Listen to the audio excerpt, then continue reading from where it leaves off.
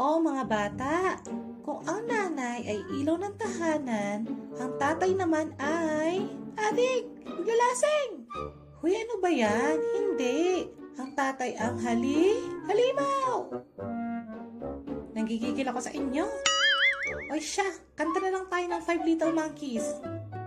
Five little monkeys jumping on the... Mama called the doctor and the doctor said... Ha? May iba na palang lyrics ngayon? Parang hindi kayo mga nag-grade 2! Mom, grade 1 pa lang kami. Magre-recite na ako!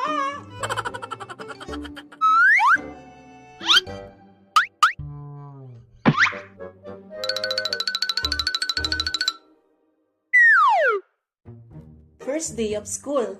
Ito yung pinaka-exciting at pinaka-nakakakaba din na time tuwing pasukan. Anyway, mahahati sa dalawang category ang story natin. Isa sa elementary at isa sa high school. Yung sa college, wag na yun. Online class naman yung first day namin. First day of school sa elementary. Isa sa pinaka-exciting sa first day, syempre, bagong classroom, bagong kaklase, at bagong crush. Joke lang. Una sa lahat dyan yung bagong gamit o school supplies. Kapag enrollment noon sa school namin, may nakasulat sa board ng classroom namin kung ano yung dapat na dalhin namin sa unang araw ng pasukan. Isa na dyan syempre yung notebook, papel, lapis, at pantasa. Pero minsan, may mga teacher na sobrang demanding. Yung tipong di pa naman namin gagamitin pero pinapabili na agad kami ng mga to. Naku! Napakamahal pa naman ang mga yan.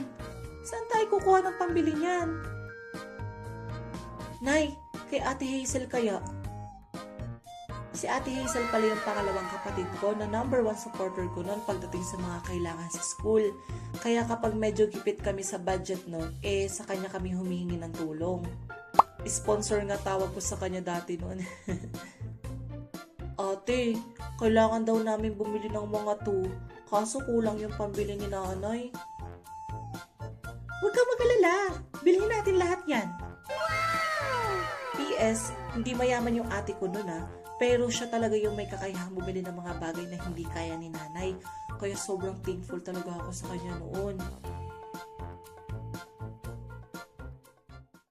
Tapos kanya-kanyang flex kami ng mga bagong gamit noon sa mga kaklase namin. Wala kayo sa bag ko. Ang bag ko, di gulong. Wow, sana kasing ganda rin ang bag na yung tawa niya. Wow! Isang sign kapag rich kid ka nun, may digulong ka na bag.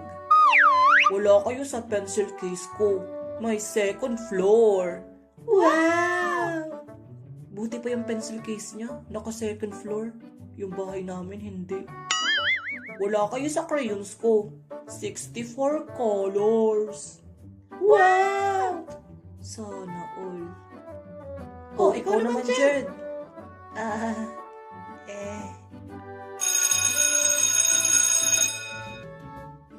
Buti na lang, recess na. Wala pa naman ako mapagyayabang. Isa din sa exciting part ng first day of school nun, yung magiging bagong teacher namin.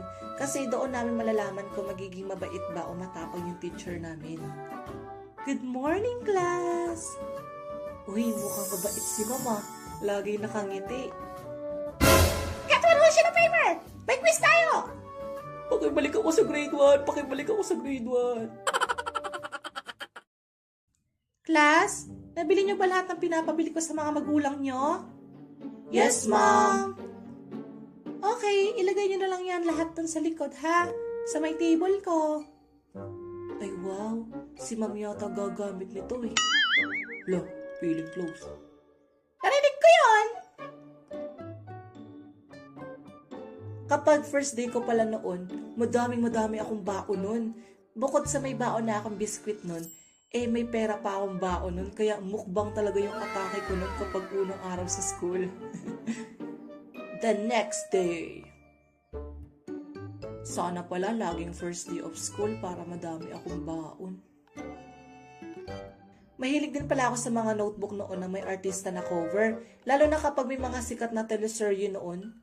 Hindi pa kasi uso yung aesthetic nun, kaya sobrang random talaga ng mga cover namin sa notebook nun. Okay class, magkakaroon tayo ng color coding sa notebook natin. Red sa Filipino, blue sa English, orange sa science, green sa math, yellow sa Hekasi at violet sa PE. Lagyan nyo na ng mga name ang notebook nyo, okay? Patay. Puro artista pa naman yung cover ng notebook ko. Kaya ang ginagawa ko nun, binabalutan ko ng mga colored band yung mga notebook ko nun. O, diba?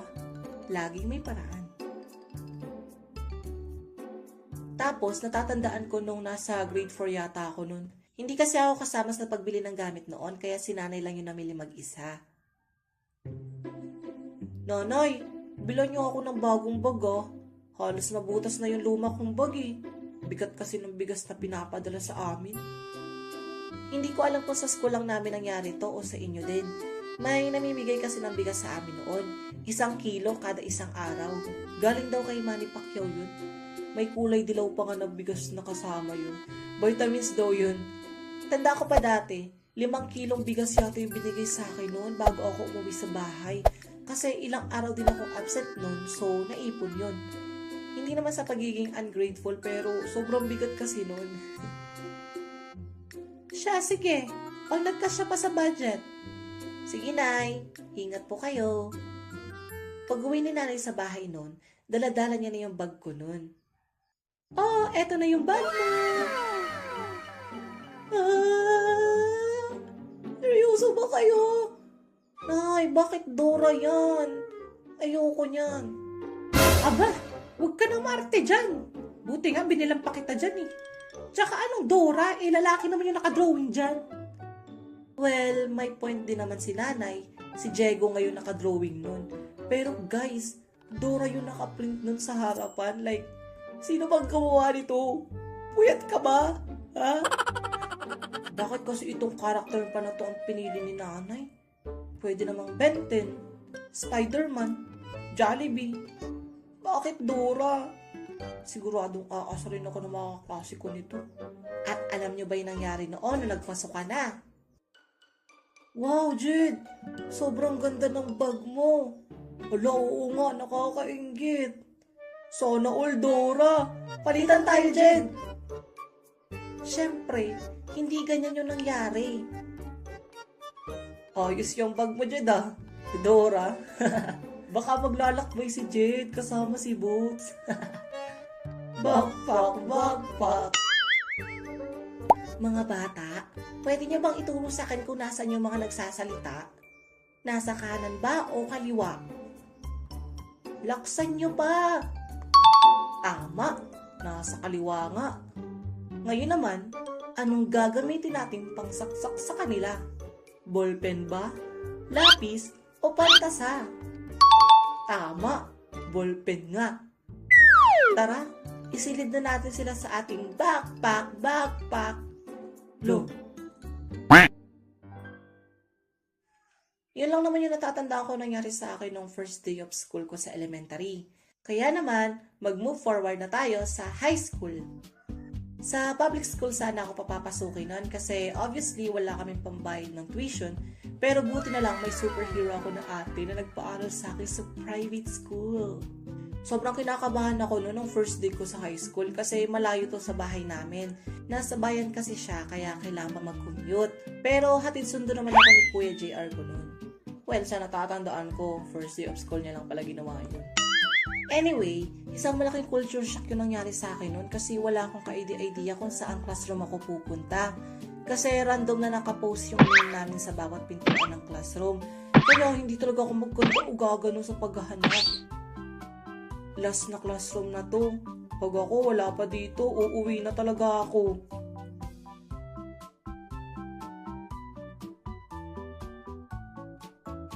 Ayun, dito pala ako sa section na to.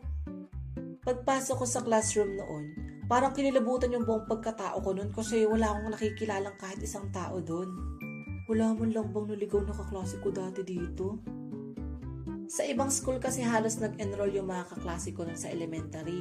And speaking of enrollment, Very memorable din yung enrollment ko dito sa high school nun. Kaya kung gusto nyong ikwento ko yun, comment nyo dyan sa baba kung gusto nyo. Back to the classroom. Sa bandang likuran ako naupo nun at naghintay na lang ako na dumating yung magiging advisor namin. Bawat subject namin nun ay iba-ibang teacher din. Kaya sa pag-memorize pala ng mga pangalan nila nun, ay parang suko na agad ako. Isa sa pinaka nakakakabang nangyari sa akin nung first day ko sa high school ay yung introduce yourself. Class, I need you to introduce yourself in front of your classmates. Ibigay niyo ang inyong name, age, address, talents, at kung anong motto niyo sa buhay. Isa-isa na nga nag-introduce yung mga classmates ko nun, hanggang sa ako na yung tinawag. Oh, boy at the back. Yes, ikaw. Tumayo ka na dyan. Tayo ka na. Ma'am, nakatayo na po ako. Ah, nakatayo ka na ba? Halika na dito sa unahan. My name is Jed, 12 years old. I live in my house. Ang talent ko po ay kumanta. At ang motto ko pa sa buhay ay time is gold. Wow! Very unique naman ang motto mo, bunso. Gamit na gamit na yan ah. Anyway, sample nga kung magaling ka nga kumanta.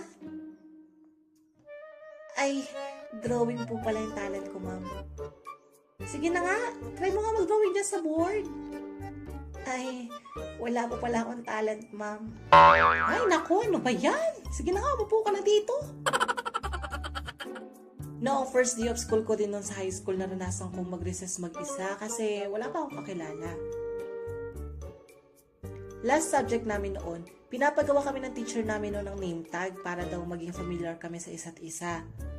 Habang nagsusulat ako noon, napansin ng ibang klase yung handwriting ko noon at nagandahan sila. Uy, ang ganda mo pala magsulat. Pwede magpagawa? Ako din. Ako din, please. Uy, nauna ako sa inyong dalawa, ha? Huwag na kayo magunahan. Gagawan ko kayo lahat. Pero bigyan niyo ako ng yarn, ha? Wala kasi ako, eh.